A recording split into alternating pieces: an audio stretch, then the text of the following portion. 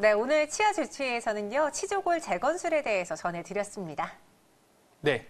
자, 그럼 저희는 계속해서 연골판 파열과 네. 그 치료법에 대해서 자세히 알아보도록 하겠습니다. 앞서 연골판 파열됐을 때 치료할 수 있는 봉합술과 그리고 부분 절제술에 대해서 이야기 들어봤는데요. 네네. 자, 정말 연골판 자체가 심하게 손상이 돼서 이런 봉합술이나 부분 절제술만으로도 치료가 힘든 경우가 있습니다. 자, 이런 경우에는 어떤 치료를 한번 해볼 수 있을까요? 네, 일단 연골판이 찢어진 경우에 의사들은 이제 1차적으로 그 연골판을 회복시킬 수 있는 봉합술을 먼저 고민을 해보는데요. 하지만 도저히 연골판이 붙을 수 없을 것이라고 판단이 되면 찢어진 연골판을 절제하는 부분 절제술을 시행하게 됩니다. 하지만 찢어진 부분이 너무 광범위하게 되면 증상 호전을 위해 연골판을 대부분을 잘라내야 되는 경우도 있습니다. 이를 연골판 전절제술 혹은 아전절제술이라고 하는데요. 이 경우에는 수술 후에 남아있는 연골판이 거의 없게 되기 때문에 네. 관절염으로 빠르게 진행할 수 있습니다. 이런 경우에는 새로 연골판을 만들어줘서 이식하는 연골판 이식술을 고민해 볼 수 있는데요. 최근에 젊은 층에서 과격한 스포츠 활동이 증가하면서 연골판 파열로 수술하는 경우가 많고요. 이에 따라서 연골판 이식술도 같이 증가하고 있는 추세입니다. 이번 수술은요, 말 그대로 연골판을 네. 이식하는 거잖아요. 그렇죠. 그럼 이 연골판은 네. 어디서 갖고 와야 되는데, 어디서 가지고 오는 건가요?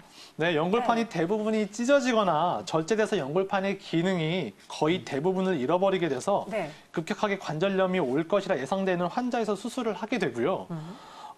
마찬가지로 관절경을 이용해서 수술을 하게 됩니다. 타인의 연골판을 이용을 하고요. 네. 내 몸에 이식을 하고 실로 꿰매주는 그러한 수술입니다. 연골판 이식술은 술기적으로 상당히 난이도가 있는 편에 속하고요. 수술 시간도 2시간 내외로 꽤 시간이 걸리는 편입니다. 수술 후 재활은 연골판 봉합술 이후 재활 방법과 유사하지만 좀 더 저희가 보수적으로 접근을 해서요. 한 1주에서 3주간은 무릎 통증을 줄여주고 염증을 호전시키는 그러한 치료에 좀 더 집중을 하고요.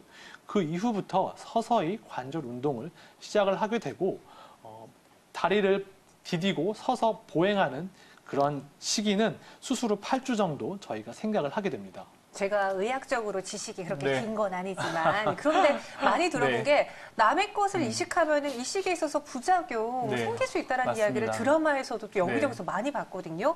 실제로 남의 연골판을 이식할 때 부작용이라든가 부조금증 그런 건 없나요? 네, 연골판 이식술로 분명 부작용이 있을 수 있습니다. 그림 보시면 일반적으로 연골판 전절제술이나 아전절제술을 받은 비교적 젊은 50세 이하의 환자에서 비수술적 치료에 호전이 없고 연골판 절제 부위에 증상이 있고 그리고 무릎 인대 이상이 없고 무릎에 변형이 없어서 휘어지지 않은 무릎에서 주로 수술을 시행을 하게 되고요. 네. 여기서 주목해야 되는 게 이 수술의 목적이 증상 호전에만 있지 않고 관절염 진행을 늦출 수 있다는 겁니다. 따라서 관절염이 많이 진행된 경우에는 이 수술을 하는 데 있어서 신중할 필요가 있습니다. 우리나라에서는 특히 서양과는 달리 원판형 연골판을 가진 환자가 많기 때문에 젊은 나이에 연골판 파열이 되는 경우가 상당히 흔합니다. 따라서 이식 수술도 역시 많이 시행되고요.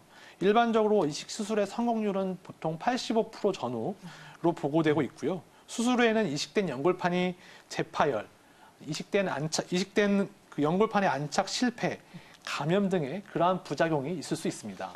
네, 그렇습니다. 네. 최근에 연골판 이식술이 점점 빈도가 증가하고 있는 추세인데요. 네. 그만큼 젊은 분들에게서 연골판 파열이 많이 발생하고 있기 때문입니다. 따라서 젊은 분들일수록 혹시라도 외상 후에 또는 다친 후에 이렇게 무릎에 이상이 있다 그러면 가급적 초기에 정확히 연골판의 손상 유무를 확인해서 적절한 치료를 시작하시는 것이 이런 심한 손상으로 진행되는 것을 막을 수 있는 아주 좋은 방법이라 하겠습니다. 네, 알겠습니다. 네, 자, 제가 진료실에서 진료를 보다 보면 가끔 이런 경우가 있어요. 어떤 경우? 무릎은 계속 아프고 불편하다 하시는데 네. MRI를 찍어도 특별한 이상이 안 보이는 경우가 있거든요. 이럴 때 제일 답답해요. 네네. 네. 자, 이런 경우가 종종 있습니다. MRI는 괜찮아 보이는데 왜 이렇게 계속 아플까? 우리가 MRI의 정확성을 한 90% 정도라고 이야기를 하죠. 그만큼 정확한 검사라고는 하지만 역시 이것도 영상을 통해서 확인하는 방법이기 때문에 말 그대로 놓치는 부분, 네. 확인이 불가능한 부분도 있을 수 있습니다. 자, 이런 경우에는 어떤 방법을 통해서 확인을 해볼 수가 있을까요? 네, 뭐 관절 통증이 있으면 그 원인을 확인하고 그 원인을 해결하는 것이 상식적입니다. 하지만 피부 안쪽 무릎 속을 보는 거는 관절을 잘라내지 않는 한 불가능한 일이니까요. 예전부터 의사들은 무릎 속에 있는 병을 겉에서도 확인할 수 있는 여러 가지 진찰 방법이나 검사들을 개발해 왔습니다. 그 결과 엑스레이나 MRI, 초음파 같은 검사들이 개발이 되었고요. 네. 따라서 이제는 관절을 째지 않고도 관절 안쪽 상태를 어느 정도는 알 수가 있습니다.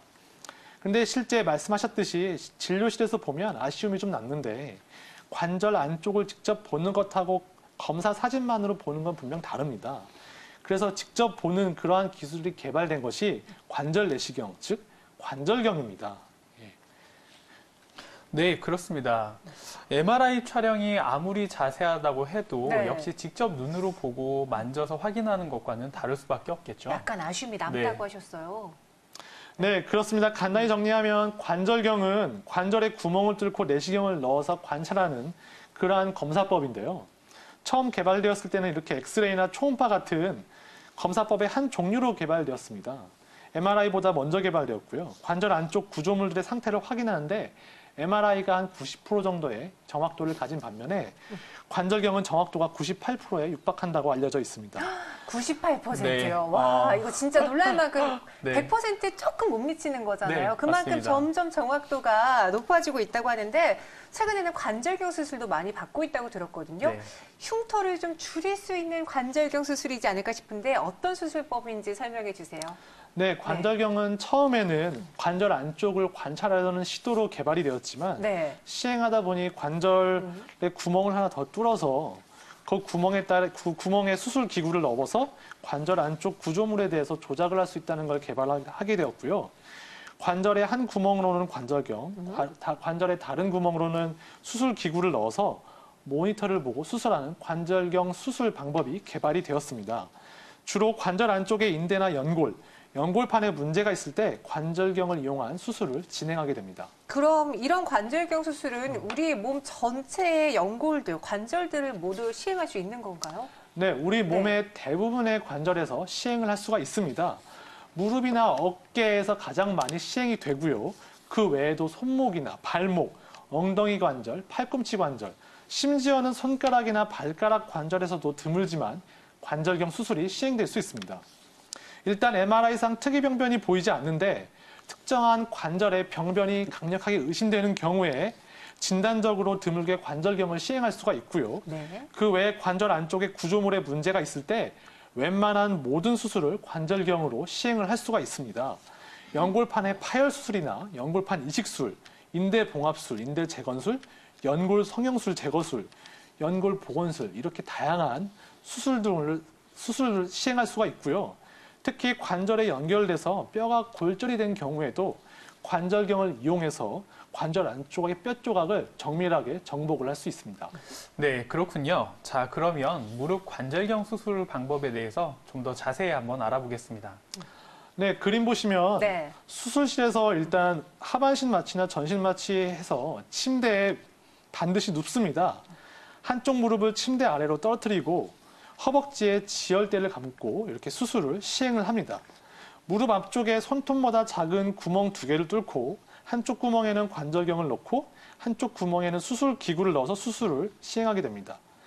무릎 안쪽으로 지속적으로 생리식염수를 주입해서 시야를 확보하게 되고요. 수술자는 반대쪽에 있는 모니터 화면에 무릎 내부가 확대되어 나타나게 됩니다.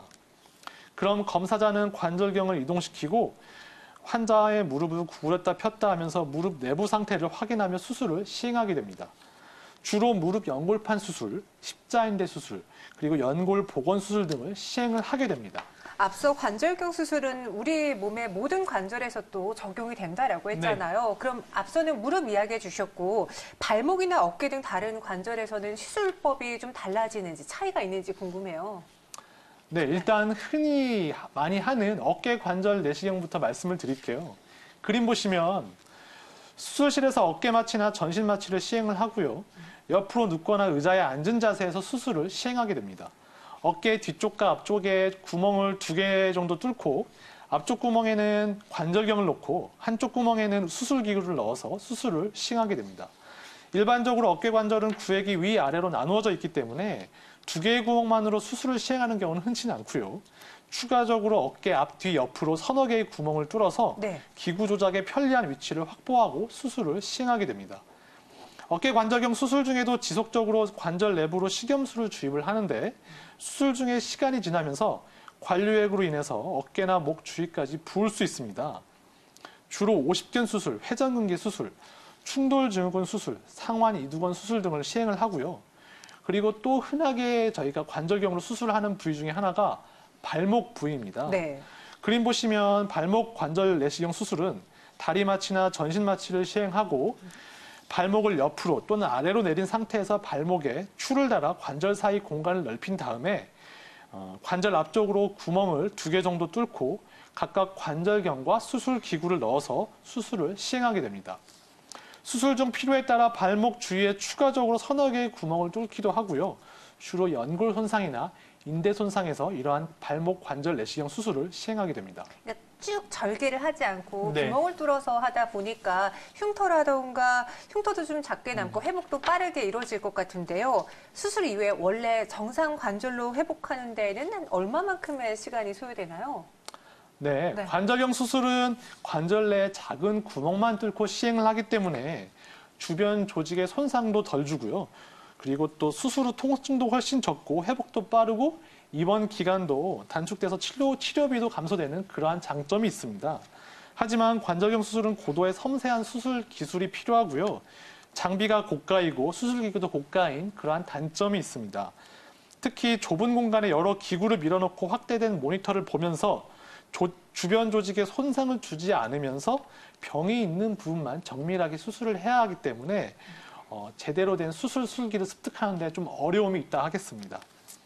관절경 수술 후 회복은 관절에 특별한 조작을 가하지 않고도 관절경 수술 검사만 하더라도 관절에 구멍을 뚫고 관절경을 넣은 다음에 수술 시야를 확보하기 위해서 지속적으로 식염수를 주입합니다.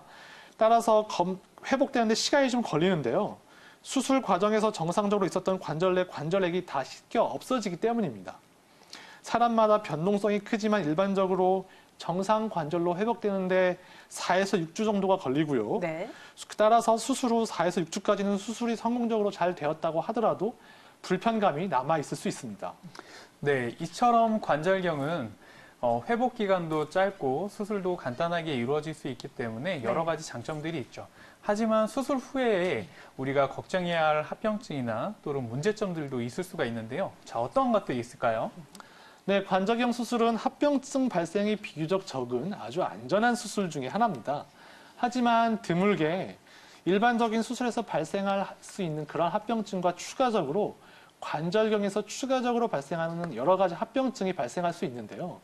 예전에 관절경 수술이 처음 시도됐을 때는 관절경 기구가 관절 내에서 파손이 돼서 네. 조각이 관절 내에 잔류하는 합병증이 종종 발생했었습니다. 최근에는 기구 성능이 좋아지면서 이러한 합병증은 거의 사라졌고요. 하지만 최근에도 칼날 부위나 그 수술 기구 끝이 조금 부러지는 그런 경우가 드물게 생기기도 합니다.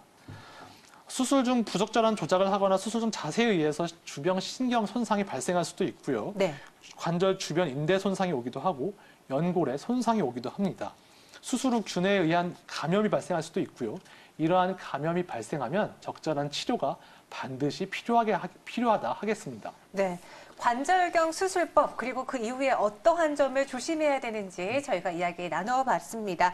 무릎 연골 건강하게 지킬 수 있는 노후 또 행복하게 보낼 수 있는 방법에 대해서 전해드렸으니까요. 잘 참고해 주시기 바라겠고요. 건강 스페셜 오늘 저희가 준비한 선은 여기까지입니다. 네. 저희는 다음 이 시간에 다시 찾아올게요. 오늘도 함께해 주신 여러분 고맙습니다.